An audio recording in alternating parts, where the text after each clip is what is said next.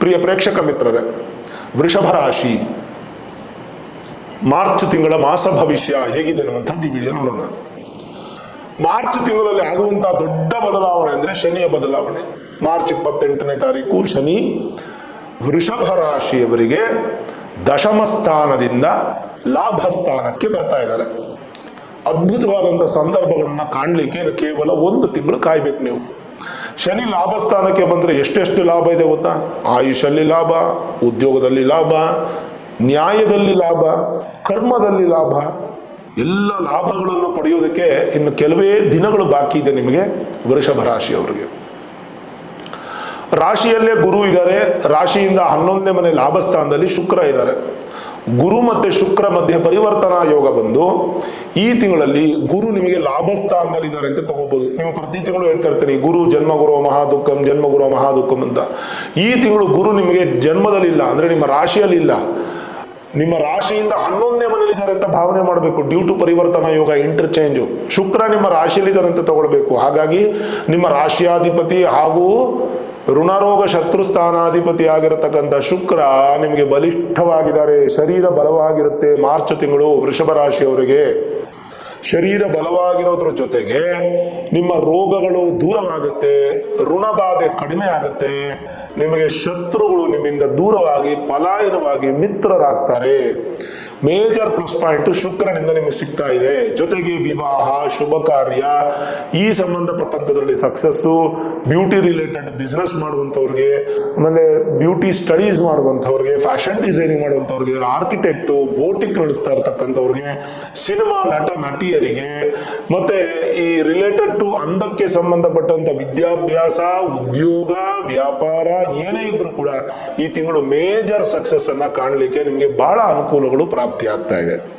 ಇದೊಂದು plus point ಆಯ್ತು. ಎರಡನೇದು, ನಿಮ್ಮ ರಾಶಿಯಿಂದ ಲಾಭಾಧಿಪತಿ ಹಾಗೂ ಅಷ್ಟಮ ಸ್ಥಾನಾಧಿಪತಿ ಆಗಿರತಕ್ಕಂಥ ಲಾಭಸ್ಥಾನ ಮತ್ತು ಅಷ್ಟಮ ಸ್ಥಾನಕ್ಕೆ ಅಧಿಪತಿಯಾದಂಥ ಗುರು ಪರಿವರ್ತನೆಯಲ್ಲಿ 80% ಸ್ವಕ್ಷೇತ್ರದ ಫಲ ಕೊಡ್ತಾ ಇರೋದ್ರಿಂದ ಲಾಭಗಳನ್ನು ಯಥೇಚ್ಛವಾಗಿ ಪಡೆಯುವಂತಹ ಸುಸಂದರ್ಭ ಮಾರ್ಚ್ ತಿಂಗಳು ವೃಷಭ ರಾಶಿಯವರಿಗೆ.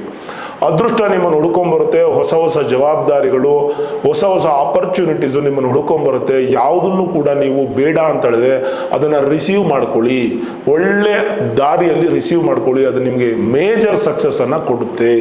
ಅದೊಂದು ಪ್ಲಸ್ ಪಾಯಿಂಟ್. ಗುರು ಶುಕ್ರರ ಒಂದು ಪರಿವರ್ತನೆಯಿಂದ ಮಾರ್ಚ್ ತಿಂಗಳು ಅದೃಷ್ಟದ ಮೇಲೆ ಅದೃಷ್ಟ. ಮಾರ್ಚ್ ತಿಂಗಳಲ್ಲಿ ವೃಷಭ ರಾಶಿಯವರು ವಾಹನ ತಗೊಳ್ಬೇಕಾದ್ರೆ ತಗೊಳ್ಳಿ. ನೂತನ ವಾಹನ ಯೋಗ ಇದೆ. ಸ್ತ್ರೀಯರಿಂದ ನಿಮಗೆ ಅನುಕೂಲ ಇದೆ. ಜೊತೆಗೆ ಏನಪ್ಪಾ ಅಂದ್ರೆ ಅದೃಷ್ಟನೂ ಇದೆ.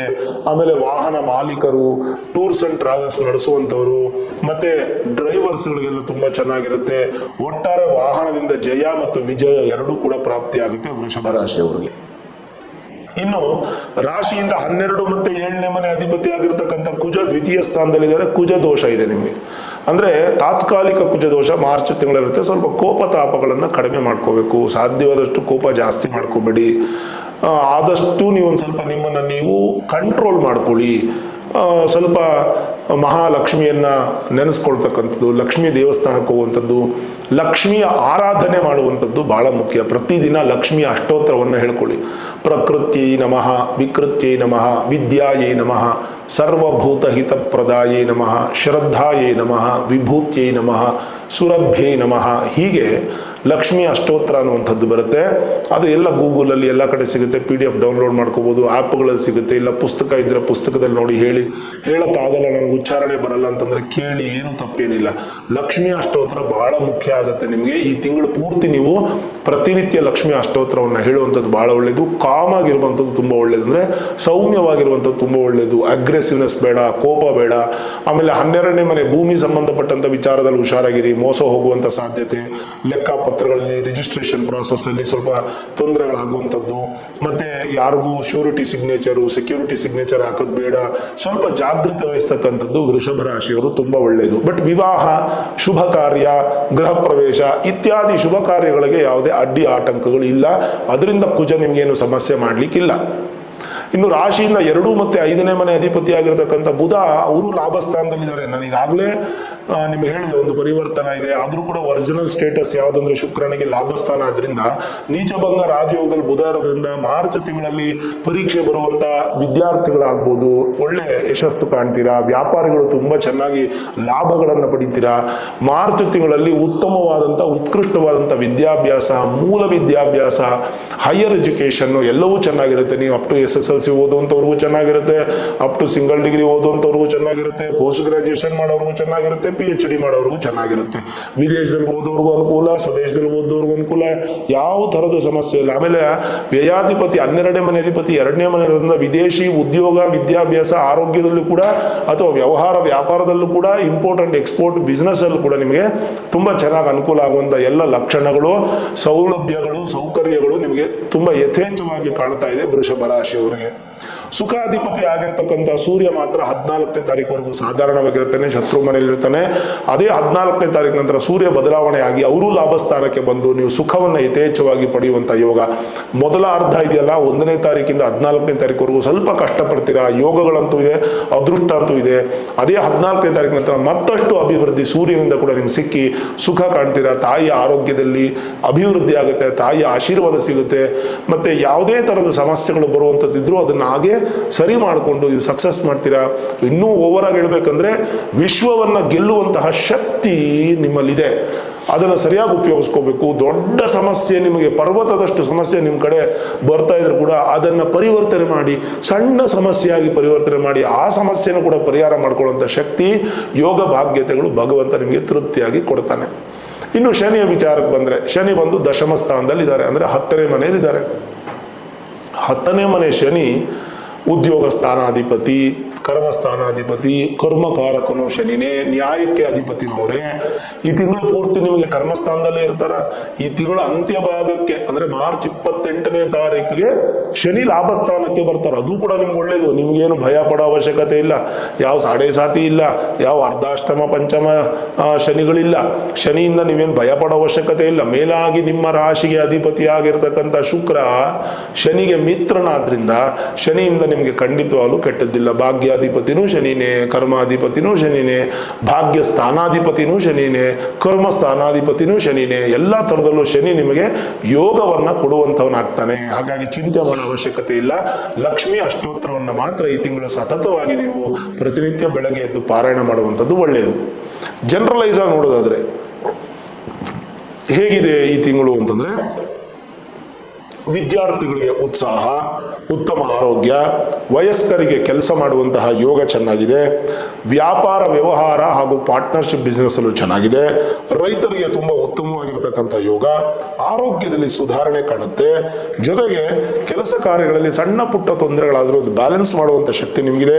ಕುಟುಂಬದಲ್ಲಿ ಸಂತೋಷದ ವಾತಾವರಣ, ಮತ್ತೆ ವಿಶೇಷವಾಗಿ ನಿಮ್ಮ ಕೆಲಸ ಕಾರ್ಯಗಳಲ್ಲಿ ಅಭಿವೃದ್ಧಿ. ನೂತನ ಕೆಲಸದಲ್ಲಿ ನೀವು ತೊಡಗಿಕೊಂಡ್ರೆ ಅದು ನಿಮಗೆ ಯಥೇಚ್ಛವಾದಂಥ ಯಶಸ್ಸು ಕೊಡುತ್ತೆ. ನಿಮ್ಮ ಪಿತೃಗಳ ಆಶೀರ್ವಾದ ಅಂದ್ರೆ ಹಿರಿಯರ ಆಶೀರ್ವಾದ ನಿಮಗೆ ತೃಪ್ತಿಯಾಗಿ ಸಿಗುತ್ತೆ. ಪಿತ್ರಾರ್ಜಿತ ಆಸ್ತಿಯ ವಿಚಾರದಲ್ಲಿ ಏನಾದರೂ ತೊಂದರೆಗಳು, ಕಳವಳಗಳು, ಸಮಸ್ಯೆಗಳಿದ್ರೆ ಅದು ದೂರ ಆಗಿ ಒಂದು ಒಳ್ಳೆ ತೊಂದರೆಗಳ ನಿವಾರಣೆ ಆಗಿ ಒಂದು ಒಳ್ಳೆ ಅಭಿವೃದ್ಧಿಯನ್ನ ನೀವು ಕಾಣ್ತೀರಾ. ಗುರುಗಳ ದರ್ಶನದಿಂದ ಕೂಡ ನಿಮಗೆ ಮತ್ತಷ್ಟು ಅಭಿವೃದ್ಧಿ ಆಗುತ್ತೆ. ವ್ಯವಸಾಯ ಮತ್ತೆ ಭೂಮಿ ವಿಚಾರದಲ್ಲಿ ರೈತರಿಗೆ ತುಂಬಾ ಅನುಕೂಲ ಆಗುತ್ತೆ. ಮೃಷ್ಟಾನ್ನ ಭೋಜನ ಸಿಗುತ್ತೆ. ಮಧ್ಯವರ್ತಿಗಳಿಗೆ ಉತ್ತಮವಾದಂಥ ಸಂದರ್ಭ. ಭೂಮಿಗೆ ಸಂಬಂಧಪಟ್ಟಂತ ವ್ಯಾಪಾರದಲ್ಲಿ ಸ್ವಲ್ಪ ತೊಂದರೆಗಳಾದರೂ ಕೂಡ ಅಂತಿಮವಾಗಿ ಯಶಸ್ಸನ್ನ ಕಾಣಲಿಕ್ಕೆ ನಿಮಗೆ ಸಪೋರ್ಟ್ ಅನ್ನ ಸಿಗುತ್ತೆ. ಸರ್ಕಾರಿ ಉದ್ಯೋಗ ಅಥವಾ ಸರ್ಕಾರಕ್ಕೆ ಸಂಬಂಧಪಟ್ಟಂತ ವಿಚಾರಗಳಲ್ಲಿ ಕೂಡ ನಿಮಗೆ ಯಶಸ್ಸನ್ನ ಕಾಣಬಹುದು. ನೂತನ ಕೆಲಸ ಕಾರ್ಯಗಳಲ್ಲಿ ಅಭಿವೃದ್ಧಿ ಇದೆ. ಸ್ವಲ್ಪ ದೊಡ್ಡ ದೊಡ್ಡ ಡಿಸಿಷನ್ಸ್ ಅನ್ನ ಮುಂದೂಡತಕ್ಕಂಥದ್ದು ಬಹಳ ಒಳ್ಳೆಯದು. ಯಾಕೆಂದ್ರೆ ಡಿಸಿಷನ್ ತಗೊಳ್ಬೇಕಾದ್ರೆ ಸಣ್ಣ ಪುಟ್ಟ ತೊಂದರೆಗಳು, ಬದಲಾವಣೆಗಳು ಆಗುವಂತ ಸಾಧ್ಯತೆ ಇರುತ್ತೆ. ಕೆಲವೊಂದು ಸಲ ನೀವು ಅನುಭವಸ್ಥರು ಅಥವಾ ಅವ್ರ ಹತ್ರ ಕೇಳಿ ನೀವು ಡಿಸಿಷನ್ ತಗೊಳ್ಳೋದು ಒಳ್ಳೆಯದು. ಮತ್ತೆ ಯತ್ನ ಕಾರ್ಯಗಳಲ್ಲಿ ಜಯಪ್ರಾಪ್ತಿ, ವಾಹನ ಸೌಕರ್ಯ, ವಾಹನದ ಖರೀದಿ ಮಾಡುವಂತ ಯೋಗ, ಮನಸ್ಸು ಬಹಳ ಸಂತೋಷವಾದಂತ ಸಂದರ್ಭವನ್ನು ತಲುಪುತ್ತೆ. ಮತ್ತೆ ಸೂಕ್ತ ಸಮಯಕ್ಕೆ ನೀವು ಕೆಲವೊಂದು ಆಪರ್ಚುನಿಟೀಸ್ ಅನ್ನ ರಿಸೀವ್ ಮಾಡ್ಕೊಳ್ಳಿ, ಅದು ಖಂಡಿತ ನಿಮ್ಗೆ ಒಳ್ಳೆಯದು. ಸಾಧ್ಯವಾದಷ್ಟು ಹೆಚ್ಚಿನ ಒಂದು ಶ್ರಮ ಪಡ್ಲಿಕ್ಕೆ ಹೋಗ್ಬೇಡಿ. ಆದಷ್ಟು ಸ್ಮಾರ್ಟ್ ವರ್ಕ್ ಅನ್ನ ಪ್ಲಾನ್ ಮಾಡಿ. ಇಲ್ಲ ಕಷ್ಟಪಡಲೇಬೇಕು ಗುರುಗಳೇ, ನಾನು ಅಂತ ಪರಿಸ್ಥಿತಿಯಲ್ಲಿ ಇದ್ದೀನಿ ಅಂದ್ರೆ ಸ್ವಲ್ಪ ಮಟ್ಟಿಗೆ ವಿಶ್ರಾಂತಿ ಕೂಡ ತಗೊಳ್ಬೇಕು. ಸೋಂಬೇರಿನ ದೂರ ಮಾಡ್ಕೊಳ್ಳಿ. ಸೋಂಬೇರಿತನ ನಿಮಗೆ ಒಳ್ಳೆಯದಲ್ಲ. ಏನಪ್ಪಾ ವಿಶೇಷ ಅಂತಂದ್ರೆ ಈ ತಿಂಗಳ ಪರಿವರ್ತನೆಯಿಂದ ಗುರು ನಿಮಗೆ ಬಲವನ್ನ ಕೊಡ್ತಾ ಇರೋದ್ರಿಂದ ಸಂತೋಷ ಹಾಗೂ ಗುರುಗಳ ಆಶೀರ್ವಾದ ನಿಮಗೆ ತೃಪ್ತಿಯಾಗಿ ಸಿಗುತ್ತೆ ಅಂತ ಹೇಳ್ಬೋದು. ಇನ್ನೊಂದು ವಿಶೇಷತೆ ಏನಂತಂದ್ರೆ ಈಗ ನಿಮಗೆ ಕರ್ಮಸ್ಥಾನದಲ್ಲಿ ಇರತಕ್ಕಂತ ಶನಿ ಲಾಭಸ್ಥಾನಕ್ಕೆ ಬರ್ತಾ ಇದ್ದಾರೆ. ಇದೇ ಮಾರ್ಚ್ 28ನೇ ತಾರೀಕು ಶನಿ ತಮ್ಮ ಸ್ಥಾನವನ್ನ ಬದಲಾವಣೆ ಮಾಡ್ತಾ ಇದ್ದಾರೆ. ಮಾರ್ಚ್ 28 ಸ್ಥಾನ ಬದಲಾವಣೆ ಆದ್ರೆ ಮಾರ್ಚ್ 29ನೇ ತಾರೀಕು ಎಲ್ಲಾ ಕಡೆ ಯಜ್ಞ ಯಾಗಗಳು ಶನೇಶ್ವರ ಮಹಾಪೂಜೆಗಳನ್ನ ಮಾಡ್ತಾ ಇರ್ತಾರೆ. ನೀವು ಆ ಪೂಜೆಗೆ ಪಾಲ್ಗೊಳ್ಬೇಕು. ವೃಷಭ ರಾಶಿಯವರು ಏನ್ ತೊಂದರೆ ಇಲ್ಲ, ಒಂದು ಥ್ಯಾಂಕ್ಸ್ ಹೇಳುವಂಥದ್ದು. ಅಂದ್ರೆ 10ನೇ ಮನೆಯಿಂದ 11ನೇ ಮನೆಗೆ ಕರ್ಮದಿಂದ ಲಾಭಕ್ಕೆ ಬರ್ತಾ ಇದ್ದಾರೆ ಅಂತಂದ್ರೆ ಶನಿಗೆ ಒಂದು ಧನ್ಯವಾದಗಳು, ಒಂದು ನಮಸ್ಸುಮಾಂಜಲಿಗಳು ಹೇಳುವಂತ ಒಂದು ಸುಸಂದರ್ಭ. ನಿಮ್ಮ ಊರು ಸುತ್ತಮುತ್ತ, ನಿಮ್ಮ ಗ್ರಾಮದಲ್ಲೋ, ನಿಮ್ಮ ಮನೆ ಅಕ್ಕಪಕ್ಕದಲ್ಲಿ ಎಲ್ಲಾದ್ರೂ ಶನೇಶ್ವರನ ದೇವಸ್ಥಾನ ಅಥವಾ ಯಾವುದಾದ್ರೂ ದೇವಸ್ಥಾನದಲ್ಲಿ ಶನೇಶ್ವರ ಮಹಾಯಾಗಗಳನ್ನ ಯಜ್ಞಗಳನ್ನ ಮಾಡ್ತಾ ಇರ್ತಾರೆ 29ನೇ ತಾರೀಕು ಮಾರ್ಚ್ ತಿಂಗಳಲ್ಲಿ. ಆ ಯಾಗಕ್ಕೆ ನೀವು ಪಾಲ್ಗೊಳ್ಳಲೇಬೇಕು. ಪಾಲ್ಗೊಳ್ಳೋದ್ರಿಂದ ಒಳ್ಳೆಯದು. ಮೇಲಾಗಿ ನಿಮ್ಮ ಮೂಲ ಜಾತಕದಲ್ಲಿ ಶನಿ ದೇವಸ್ಥಾನಕ್ಕೆ ಹೋಗಿ ಬರೋದ್ರಿಂದ ಎಷ್ಟು ಫಲ ಅನ್ನುವಂಥದ್ದು ಜ್ಯೋತಿಷ್ಯರನ್ನ ಕೇಳಿ. ಜೊತೆಗೆ ನಿಮ್ಮ ಮೂಲ ಜಾತಕದಲ್ಲಿ ಶನಿಯ ಸ್ಥಾನವನ್ನ ತಿಳ್ಕೊಳ್ಳಿ. ಅವರೇ ಶತ್ರು ಸ್ಥಾನದಲ್ಲಿದ್ದಾರಾ, ನೀಚ ಸ್ಥಾನದಲ್ಲಿದ್ದಾರಾ, ಅಸ್ತಂಗತ ಆಗಿದ್ದಾರಾ, ವಕ್ರಿ ಆಗಿದ್ದಾರಾ, ಅಥವಾ ಉಚ್ಚ ಸ್ಥಾನದಲ್ಲಿದ್ದಾರಾ, ಮಿತ್ರನ ಮನೆಯಲ್ಲಿದ್ದಾರಾ, ಸ್ವಕ್ಷೇತ್ರದಲ್ಲಿದ್ದಾರಾ, ಮೂಲ ತ್ರಿಕೋಣದಲ್ಲಿದ್ದಾರಾ, ಅಥವಾ ಒಂದು ರಾಜಯೋಗದಲ್ಲಿದ್ದಾರಾ, ಏನಂತ ನೀವು ತಿಳ್ಕೊಂಡು ಸಂದರ್ಭವಾಗಿ ಅದರ ಪರಿಹಾರ ನೀವೆಲ್ಲ ಮಾಡ್ಕೋಬೇಕು ಅಂತಿದ್ರೆ ಮಾಡ್ಕೊಳ್ಳಿ. ಇಲ್ಲಾಂದ್ರೆ ಮತ್ತಷ್ಟು ಅಭಿವೃದ್ಧಿ ಶನೇಶ್ವರ ಹೋಮದಿಂದ ನಿಮಗೆ ಸಿಗುತ್ತೆ. ಓವರಾಲ್ ನೋಡಿದಾಗ ಉತ್ತಮವಾದ ಜೀವನವನ್ನು ಕಾಣಲಿಕ್ಕೆ ನಿಮ್ಗೇನು ತುಂಬಾ ದೂರ ಏನಿಲ್ಲ.